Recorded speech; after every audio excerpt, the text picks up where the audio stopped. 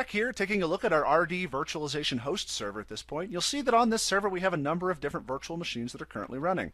We have a domain controller, we have a basic one here called new virtual machine. We have a W7-V desktop, which is currently turned off, and we have two machines that are part of our virtual desktop pool. You'll see here one is called Pool 1 and one is called Pool 2. Now in the article I talked about how you can create virtual machines using differencing disks that are based off of some sort of reference image. And in this case, the reference image is this W7-V desktop machine. I've created this virtual machine. I've configured it with the special configurations that I talked about. I've even installed the application that I want to make available to my users.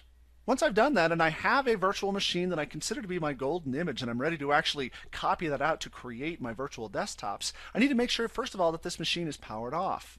Once it's powered off, I can go to the location C, Users, Public, Documents, Hyper-V, Virtual Hard Disks, and find the virtual hard disks for all of my virtual machines. Now you'll see in here W7-V desktop is available here as well. If I right-click this and take a look at the properties, you'll notice that I've already marked this VHD file as read-only, and I want to make sure that it remains read-only because anytime I create that differencing disk based off of a parent disk, that parent disk can never change or it breaks all of the differencing disks. Now that I've set that, however, as read-only, I can go ahead and create additional new differencing disks that are based off of this initial disk. Let me show you how this is done.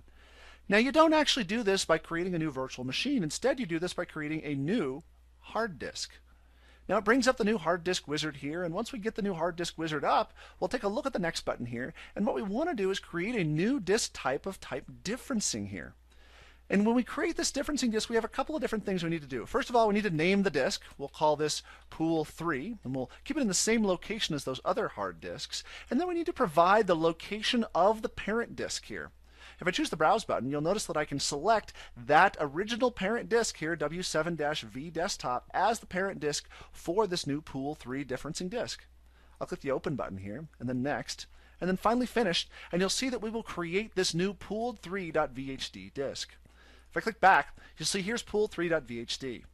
The final step in the process is to go through and create a new virtual machine and then assign this virtual machine that virtual disk when we get to the Connect Virtual Hard Disk location that's available here in the wizard. I'm not going to go through this process at this point. But this is the process you'll go through to actually create those differencing disks and eventually power them on, add them back to the domain, rename them, do all the things that are necessary to make them healthy parts of our virtual disk pool. Now the final step in this process is to actually create that pool of virtual desktops. And we do that actually back in remote desktops. I'm going to minimize this, and this takes us back to Server 3 once again. And in Server 3, we want to take a look at the Remote Desktop Connection Manager, just like we did before. And what we want to do is actually right-click to create a virtual desktop pool. This wizard actually allows us to name that virtual desktop pool and then assign the virtual machines that are going to be a part of that virtual desktop pool. In this case, I want to assign Pool 1 and Pool 2 to that virtual desktop pool. Now, it's very important here that there is no logic built into this to verify that these machines are functionally the same. That would be a very difficult thing to do.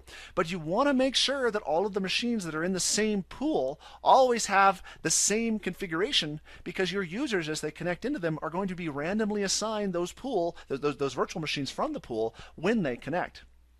If I click the next button here, I can choose to select a display name and a pool ID for that pool. In this case, I'm just going to call this the pool, and the same thing for the pool ID. As I mentioned in the article, the display name is what is seen by users, while the pool ID is what is used internally within Remote Desktop and Hyper-V for identifying what this pool is.